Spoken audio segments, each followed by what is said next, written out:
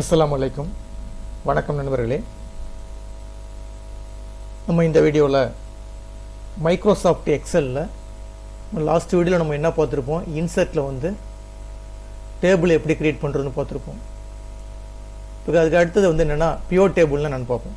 Pure டேபிள்னால் என்னென்னு பார்ப்போம். இப்போ எக்ஸாம்பிளுக்கு நம்ம போன வீடியோவில் ஒரு மார்க் லிஸ்ட்டோட க்ரியேட் பண்ணி பார்த்துருந்தோம். இப்போ அந்த மார்க் லிஸ்ட்டை ஓப்பன் பண்ணிங்க, ஃபைலில் போய் எனக்கு இந்த மார்க் ஷீட் மார்க்ஸ்ன்னு இருக்குது, இதை டபுள் கிளிக் பண்ணி ஓப்பன் பண்ணிக்கிறேன். இந்த மார்க் ஷீட்டை வந்து நான் ஓப்பன் பண்ணி வச்சுருக்கேன்.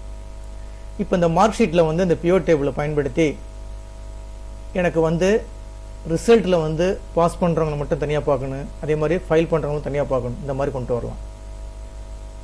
அதே மாதிரி இந்த டேபிளில் வந்து எனக்கு கிரேடு ஏ கிரேடு மட்டும் யாராவது வாங்கியிருக்காங்க, அதே மாதிரி பி கிரேடு மட்டும் யாராவது வாங்கியிருக்காங்க, அதே மாதிரி சி கிரேடு மட்டும் யாராவது வாங்கியிருக்காங்க, நோ கிரேடு யாருக்கு கிரேடு கிடையாது, அந்த மாதிரிலாம் தனித்தனியாக பிரித்து பார்க்கலாம்.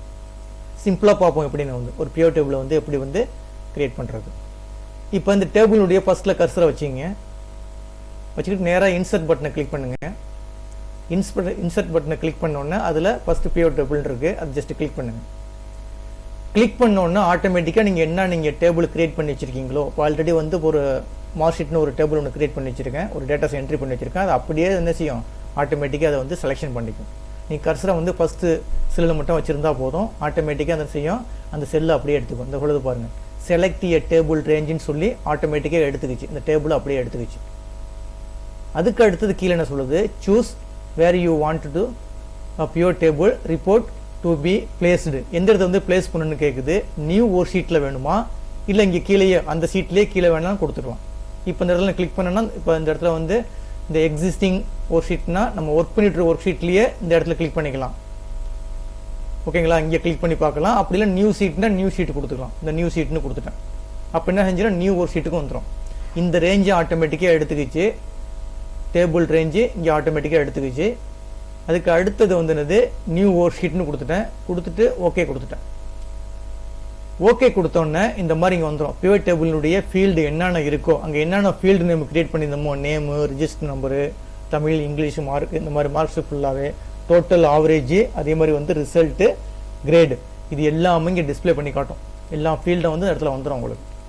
இப்போ நீங்கள் எதை வச்சு நீங்கள் வந்து கிரிட்டேரியா அதாவது வந்து ஃபில்டர் பண்ண போகிறீங்க, இந்த பாருங்க ஃபில்டர் ஆப்ஷன் இருக்குது, அதே மாதிரி ரோ இருக்குது, வேல்யூஸ் இருக்குது, காலம்ஸ் இருக்குது.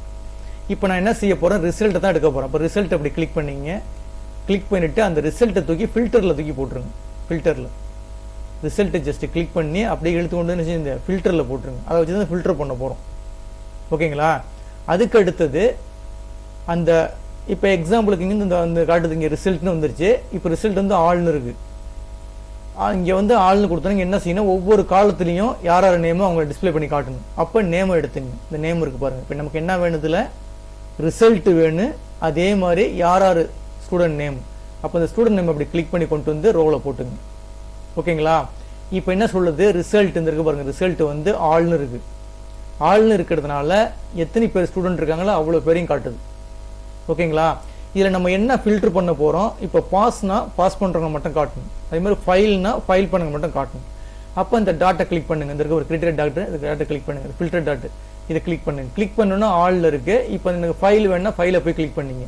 கிளிக் பண்ணிட்டு ஓகேன்னு கொடுத்தீங்கன்னா எத்தனை பேர் ஃபைல் பண்ணியிருக்காங்க, 2 பேர் ஃபைல் ஆகிருக்காங்க. அப்துல் 1, அதே மாதிரி முகமது 1, 2 பேர் ஃபைல் ஆகிருக்காங்க ரிசல்ட். இப்போ எனக்கு பாஸ் மட்டும் பார்க்கணுன்னா அந்த இதை ஃபில்டர் அப்படி கிளிக் பண்ணிங்க. கிளிக் பண்ணிட்டு எனக்கு பாஸை கிளிக் பண்ணிவிட்டு ஓகே கொடுத்தீங்கன்னா யார் யார் பாஸ் பண்ணியிருக்காங்க, 3 பேர், அருண், ராணி, சுரேஷ். ஓகேங்களா, இப்போ எனக்கு இதில் வந்து ஆள் கொடுத்தீங்கன்னா எல்லாமே வந்துடும். சாரி, இந்த இதில் ஃபில்டரில் போய் எனக்கு வந்து இப்போ ஆள்னு கொடுத்தீங்கன்னா ஓகே கொடுத்துட்டிங்கன்னா எல்லாமே ரெக்கார்டு காட்டும். இந்த மாதிரி என்ன செய்யலாம், ஒவ்வொரு கண்டிஷன் அழகாக அப்ளை பண்ணி பிரித்து பார்க்கலாம், ஃபில்டர் பண்ணி பார்க்கலாம். இப்போ பியூர் டேபிள்னு புரியுதுங்களா, ஒரு மார்க் ஷீட்டை எடுத்துருக்கோம்.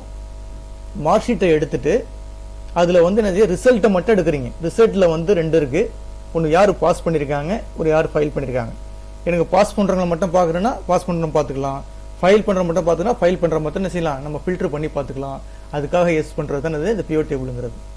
ஓகேங்களா, சரி, இப்போ இதை விட்டுடுங்க. இப்போ ஒரு திருப்பி பாருங்களேன். இப்போ இந்த இதை எடுத்திருக்கோம். இப்போ பார்த்தோம், என்ன பார்த்தோம், ரிசல்ட்டை பார்த்தோம். இப்போ அதே மாதிரி எனக்கு வந்து இதை பார்க்கணும், என்னத்தை பார்க்கணுன்னா வந்து எனக்கு இங்கே வந்து எனக்கு கிரேடு பார்க்கணும். ஏ கிரேடு மட்டும் யாராவது இருக்காங்க நேமு, அது மாதிரி பி கிரேடு மட்டும் அதே மெத்தட் தான்.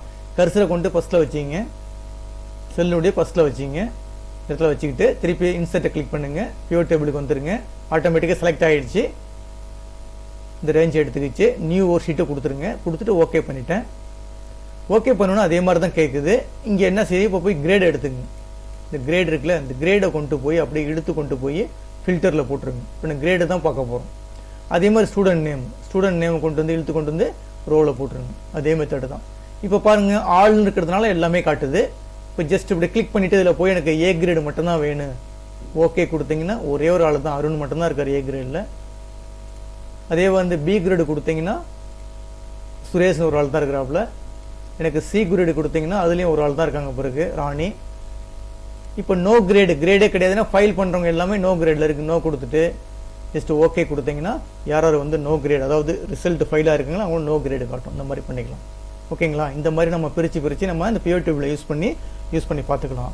இந்த வீடியோ கிளிப்பு பிடிச்சிருந்துச்சுன்னா சப்ஸ்கிரைப் பட்டனை கிளிக் பண்ணி என்கரேஜ் பண்ணுங்கள். அதாவது இந்த பியூர் டேபிளை வந்து சிம்பிளாக தான் எடுத்திருக்கேன். அடுத்தடுத்த வீடியோவில் நம்ம கொஞ்சம் அட்வான்ஸாக பார்ப்போம். ஓகேங்களா?